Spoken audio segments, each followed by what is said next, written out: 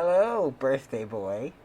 This is Zach. I was just calling to say happy birthday to you. I thought I would be real analog in 2022 and call people on their birthdays and say happy It's birthday. January 5th, Now I'm just a step 2022, further out. and I'm leaving a message for my uncle on his birthday. I decided to try and call people this year on their birthdays rather than, doing an Instagram post or whatever. I think I wanted to because I have started out this year just feeling really, really overwhelmingly isolated.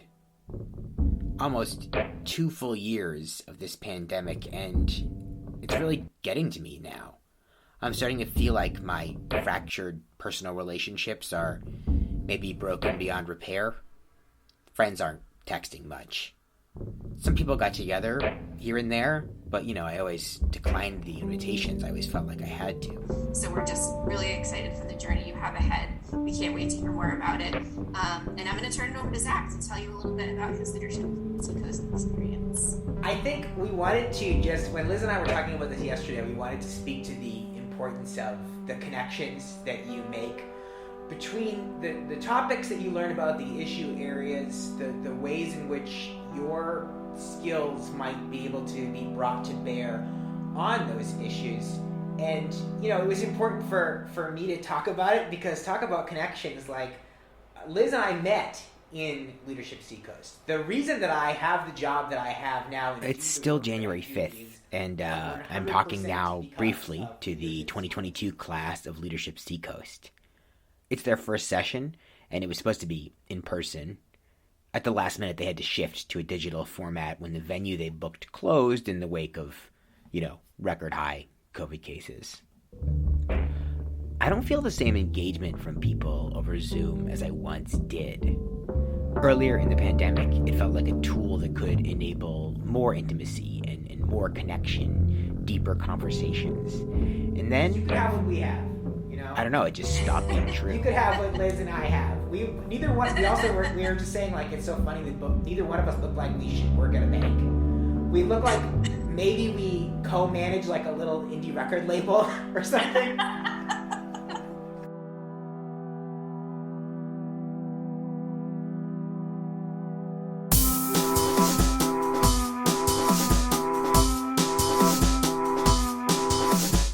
It's January 7th, and I did something revolutionary last night. I went to bed without looking at my phone. I read a book, a physical book, in my bed for a while, and then I put it down and I fell asleep. It was weird. I didn't think it was possible to sleep without scrolling through Twitter for 90 minutes or so while kind of listening to a podcast, but it turns out it is. I slept relatively well. I had a dream. Remember those? I had a dream about a friend describing to me a car accident she'd been in that she suspected was giving her and her husband fertility issues. I don't know what that's about. My disclaimer here is that the book I was reading was Patricia Lockwood's novel No One Is Talking About This, which is a novel about being extremely online. And so it feels a little bit like cheating, but maybe it is the perfect way to detox. I mean, the act of reading this novel and the realization that I understand every single insane reference to internet culture therein will probably ultimately cause me to throw my phone into the ocean and never look at it again. I guess we'll see if I keep up with reading. How's your 2022 going so far? It's all right. I mean, yeah, it's all right. Everyone's a little on edge because of the Russia situation and will they invade? Will they not invade? It's all like all up in the air. But other than that, it's business as usual. Everything's fine. I wanted to talk to you about books, right? Books, you said you wanted to read more books in 2022. Yeah. First of all, why? Like, what's the reasoning behind why you want to read more books? Okay. Is it weird that I prepared for this particular question? I have a list of top 5 reasons I want to read books in 2022. I love it. All right. Oh my God. All right. All right, cool. The reason number 1 is that like late last year, I read a couple of books that I really enjoyed. Like tail end December, I finished reading Neuromancer by William Gibson, which is, the cyberpunk thing. I've hated it the first 3 times I tried to read it, but then it just clicked in December and I was like, this is interesting. And then I figured out that all the books that I've read quickly over the past like 5 years, the books that I kind of like read within a couple of days or a week, they were all science fiction. So I was like, maybe turns out I like science fiction. So yeah, I found out that I enjoy it, and that's reason number one. I want to like try to do that because my therapist told me I should do more things that I enjoy. Number two is that I want to like slow down, be online less, and like just generally slow down my pace of life because it's gotten out of control. The third reason is that I want to have like deeper knowledge in some areas than what I usually have. Like I'm very much a jack of all trades, master of none type of person where I know a little bit about everything. But books are a great way to like dig into a subject I've found. So I'm trying to do that. Number four is that during this whole pandemic thing, the one, I guess, good thing that our government did is that everyone who got 2 vaccine shots, who got fully vaccinated, got 1,000 grivna from the government, which is like $20, $30. It's not a lot, but the point is you can only spend them on like movies, theater, museums, gyms, or books. So I was like, I've wanted to read books in Ukrainian for a very long time, been putting it off and like just reading English books this whole time. So I bought a bunch of Ukrainian books and I got to read those. And then the last reason, number five, it's kind of bleak, but like if war does break out, I want to have an offline activity logged down because otherwise I'll probably be too anxious and go insane. So that's like a little bleak end to my top 5 reasons I want to read more. Those are good reasons, though. Since January 11th, and okay, so the no phone in bed thing hasn't really taken off since that initial experiment. I went right back to it, but I am trying to stay off social media and just watch stuff at night as like a baby step toward having an attention span again. And I have watched some great stuff in pieces, of course. I can't watch a whole movie from start to finish anymore, but there's this movie from 2016 called Hell or High Water with Ben Foster and Chris Pine and Jeff Bridges and Gil Birmingham. The first two are bank-robbing brothers, and the other two are Texas Rangers chasing them, and that's the whole movie, really. And it's basically perfect, and I have no notes. It is a real dad movie. I will say that as either a warning or a recommendation, depending upon how it hits your ears. The other thing, I don't even really know what to call it, but the other thing I watched was Derek Delgadio's In and of Itself, which is on Hulu, and it is really a staggering work. I suppose it is a magic show, with very little magic for a magic show, but it's also basically a TED Talk with like a lot of magic for a TED Talk. I suppose it's about identity and how we see ourselves and each other too simply. And I think it might have been very powerful for me in that intended way if I was a person who didn't already have an extremely complicated sense of my own identity, but I do. I have that already. Instead, it hit me really hard for its communal energy, the emotional reactions from the audience members, and the way that it captures these waves of individual and collective pathos. For that alone is a really special thing, and I think I didn't really know how much I needed that check-in with the community at large. So, all right, so you told me that you've been successful at reading more books lately. Yes. Right? How did you do it? What's your secret? With the pandemic, there's just so much, for me at least, there's just so much more free time. I don't know, I get bored with watching TV, and then I start to feel a little stupid because I'm like using the same words all the time. So I'm like bored with TV, and then I'm like, so I will like read. I feel like it wakes my vocabulary up again. I like that. I feel like I do spend a lot of time, like you're saying, like looking for the right word, at work, especially. Like that's a conversation we're always having is like, what's another word for this, Mm-hmm. And it's such an incredibly hard muscle to keep in shape. Like, even if you're reading all the time, Or like sometimes you think, because I'm like looking at Twitter all the time and stuff. Sometimes I think I'm still like exercising that muscle, but so much of what people are saying on Twitter is a reflection of what they're reading on Twitter. Right. That it becomes, this. Yeah, it's you really start to feel like you're reading the same words over and over again every single day. Especially lately, I feel like when I look at social media, that's what I feel like I'm reading the same thing over and over and over again. So there is, of course, a line from Patricia Lockwood's book that refers to exactly this. When talking about the mind, she writes, "It had once been the place where you sounded like yourself. Gradually, it had become the place where we sounded like each other, through some erosion of wind or water on a self not nearly as firm as stone." And then there's a long section about that Folgers commercial that everybody thought seemed to suggest incest. It's a great book. You're my present this year. Okay, so yesterday morning, we are all in the kitchen, and Christy looks out the window and sees that there are 2 dogs in our driveway. And we recognize them as dogs that belong to a house in this development down the street, like a ways down the street. So I throw on some shoes and a coat, and I run out there, and one of the dogs is a golden retriever. So the second that I call out to him, he comes over, stands by my side, and never leaves. Good dog. The other one is much warier of me. I don't blame him, but I can't get close enough to throw a leash on. So instead, I basically just start chasing this dog down the road, trying to drive it back toward its house, or at least to like the safety of the cul-de-sac where the community is that it's from.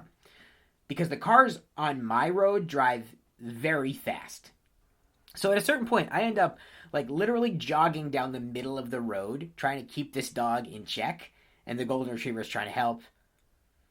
And I'm waving traffic off, and I'm really hoping that they understand what's going on here, that I'm trying to rescue some dogs. I'm not like the world's worst dog walker.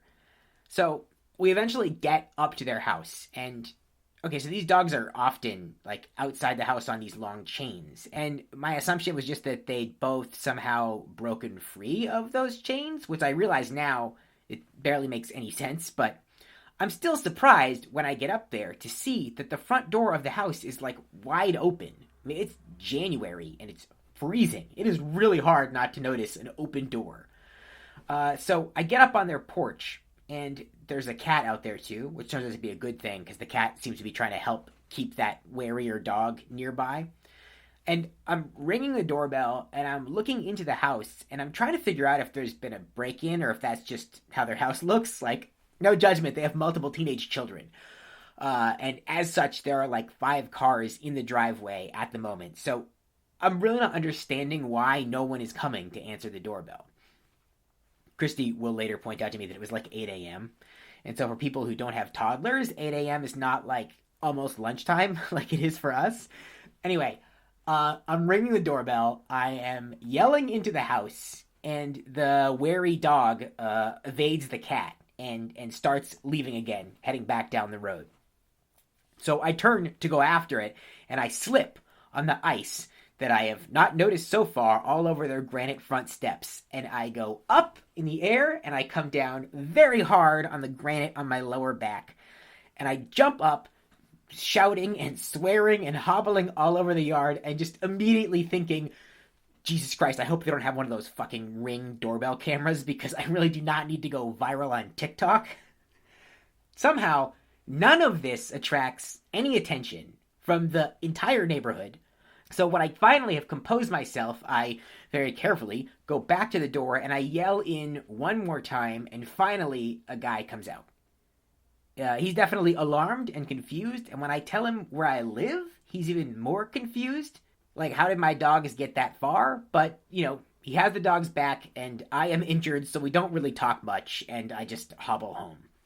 I'm fine, by the way. I mean, I have the worst bruise I've ever had in my entire life, and I can't really sit normally and be comfortable, but it's fine. It's the kind of injury that mostly makes you feel grateful for your health and grateful that it wasn't worse. It's kind of weird that that can happen, but it does. Okay, I'll try to tell this as succinctly and interestingly as I can. My boyfriend and I were leaving the pub around the corner from us. We were playing darts and, drinking, although I wasn't really even tipsy. I had like 2 vodka sodas. And in between us going there and leaving at 2 a.m, it had like iced out in a really intense way. So the sidewalks were clear when we got there, but when we left, they were basically ice cubes. I didn't really expect the sidewalks to not be navigable, so I just was walking as normal, literally like 1 block away from my apartment, and just slipped because it was completely ice. And because I was hanging on to my boyfriend, he slipped at the same time, and his head knocked into the right side of my head. He doesn't even remember this apparently, but my head got hit really badly, and then I landed on my right arm really badly and then fell. And then it was almost like cartoonish trying to get up because the whole sidewalk was ice. There was no purchase anywhere, no dry spots anywhere. So it was trying to like scramble to get up, and then like I literally took my boots off to like, they were like high-heeled boots. They weren't like snow boots. I took them off because I thought that would be easier, but it wasn't.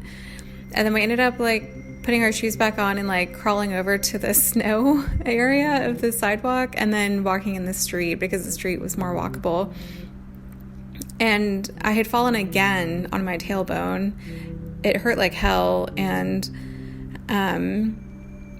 like, you know how when you're a kid and you fall or you hurt yourself, your immediate instinct is to cry, but like as an adult you don't do that anymore. And I can't think of a time in my entire adulthood when I had like cried because I fell, but that's what happened. I was so like frustrated and in pain, like so much pain that I was like crying like kind of petulantly. And when we got home, my arm was in a lot of pain and I was bleeding from my ear where my head had been hit and my jaw was hurting. So because I might have had a concussion, we went to the ER, and that was an adventure in itself. Because of COVID, the wait times were really long, and technically John wasn't allowed to wait with me, although we he kind of like stayed in the area. I didn't have my cell phone, so I couldn't like text him if he had left. And we basically were at the ER until 8 a.m. We didn't sleep all night. And then I basically slept for a day and a half after that. And now my arm is in a sling and nothing's broken, fortunately, no concussion. Just a lot of pain and swelling and embarrassment. Okay, it's January 14th, and Shoshi's sitting next to me in the car, so you're going to hear some weird, nervous dog licking sounds. I keep trying to get her to stop, but it's not going to happen. So, last night I broke this beer tasting glass that I realized I've had for 5 years. It was from 2017. I went to a beer festival with some friends. Christy was pregnant with Arlo at the time, so she was our designated driver. And, you know, normally I guess I wouldn't spare a second thought over a broken glass. I break glasses all the time, but this one felt like a terrible omen because I am already fretting over the state of my friendships, and I just so happened to attend this beer festival in 2017 with my friends Jory, Josh, and Dave. Jory, who is now in Colorado, and Josh, who is moving to Minneapolis soon. And, you know, Dave lives 5 miles away, but I still haven't managed to see him in over a year. And it was just a broken glass, but it sort of re-emphasized my feelings of isolation. Right when I felt like I was maybe pulling out of the tailspin a little bit. So in terms of like reading goals, do audiobooks count? Not those little Blinkist 15-minute recaps that kept being advertised on Instagram like 3 years ago. Oh yeah. Those do not count because by that logic, I've read every book in high school when actually I only read the Spark Notes pages. But yeah, audiobooks definitely count. So I just listened to this book, Nomadland, the nonfiction book that the movie was based on. The movie's based on, yeah. And I actually do think that audiobooks are a great tool for me to listen to nonfiction, because I think I get this. I have I get it syndrome, like like you're reading a nonfiction book and you kind of figure out what the point is, and then there's still like another 100 pages, and you're like, I get it. And I feel exactly the same way. There was no way I would have finished before I got into this mindset where I need to read more fiction. I was reading a lot of nonfiction, and by reading I mean listening to, because first of all, being able to read a book or listen to a book while you're doing something else, amazing.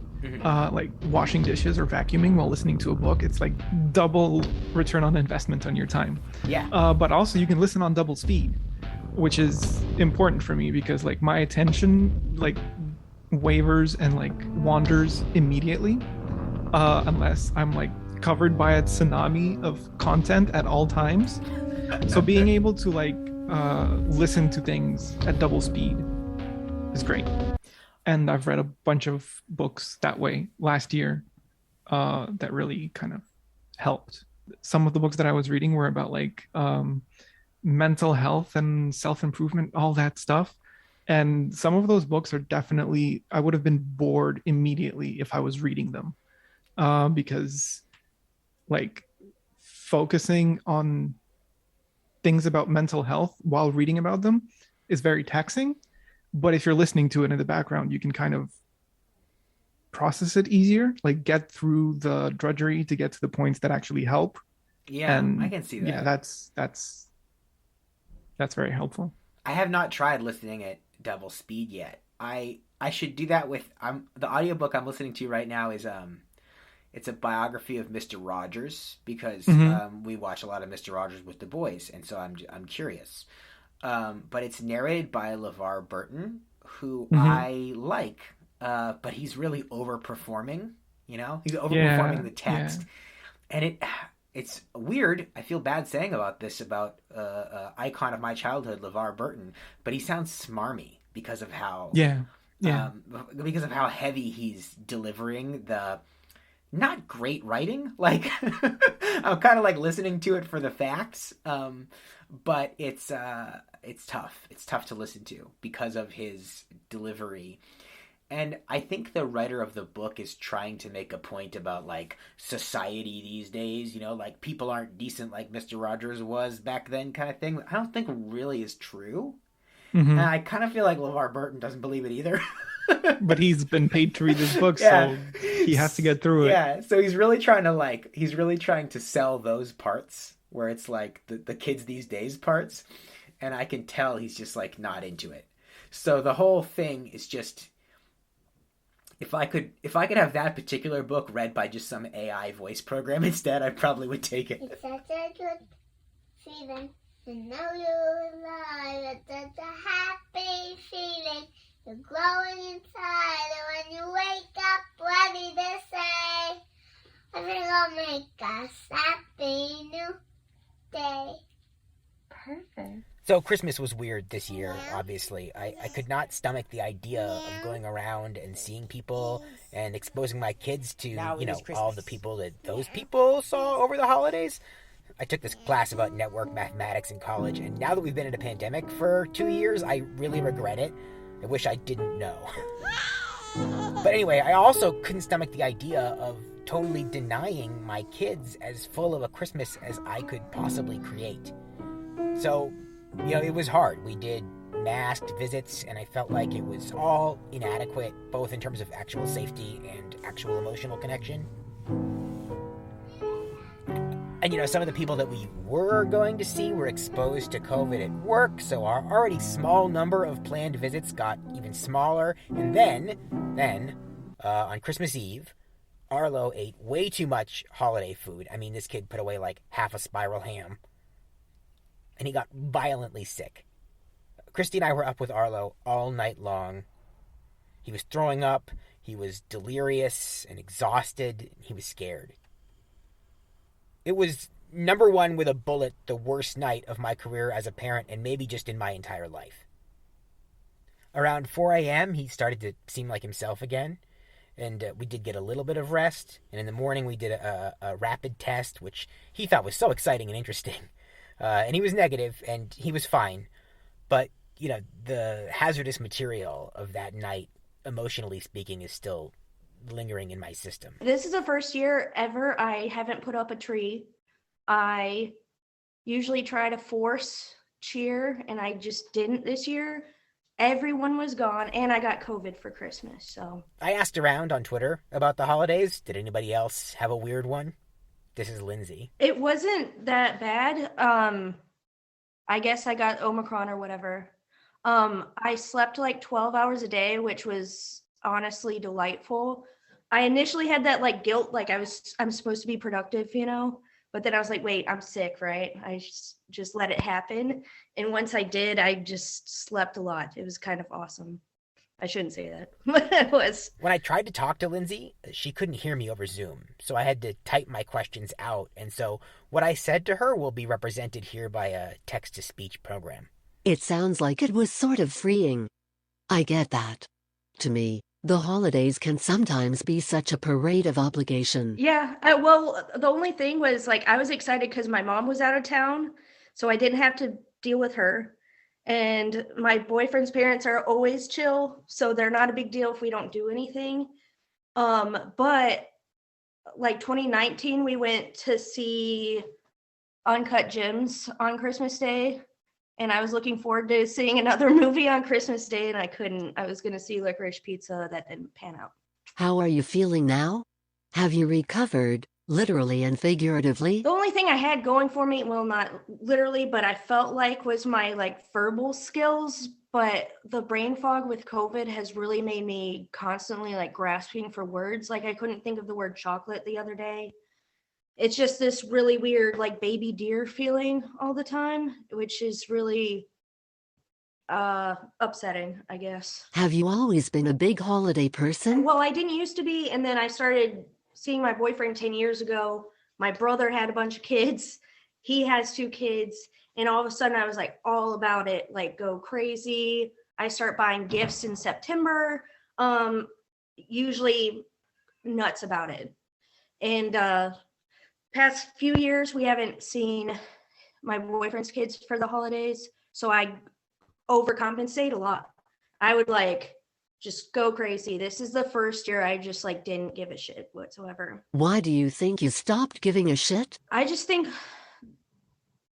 the stress of the past year has just been, it felt like a burden, not something fun. It felt like another thing I had to do that I didn't feel like I needed to do anymore, which felt good. So I think that I have been gradually losing my holiday spirit anyway. It has been slowly ground out of me because every year it feels like there's so much competing demand for my time. As a child of divorce, it was like the holidays were already overstuffed when I was a kid, and events only ever get added. And I thought, and I hoped, that having children would change that. I hoped it would clear the calendar and make people want to come to see us. And we could have started to redraw the borders around our families, get new sets of people together and form new traditions. And I still have hope that will happen. But it hasn't happened yet. I don't know when it's supposed to happen.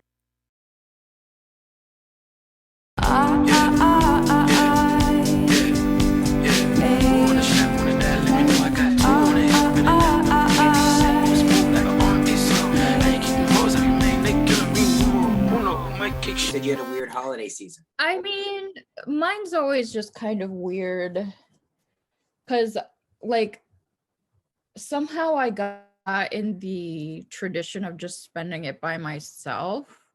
Like, when I lived in Chicago, my close roommate would always go to Pennsylvania, where he's from.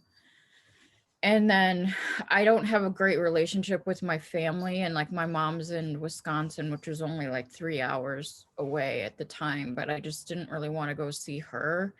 So I just always sort of ended up spending it by myself. And I don't know, it just is always a weird energy because it sucks. Like, I I try to have a good attitude about it and like buy like special like food treats or whatever.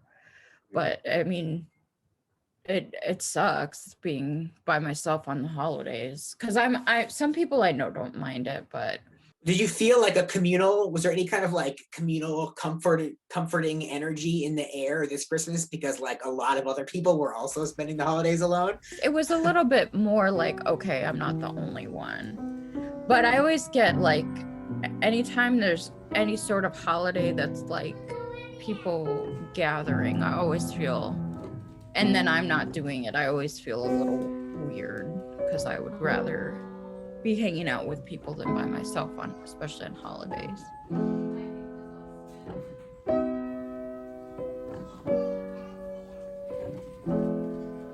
Yesterday, I got a text from Laurie Waltz-Gagnon, director of Leadership Seacoast, just sort of exclaiming in wonder and enthusiasm about that Derek Delgadio special in and of itself. Okay.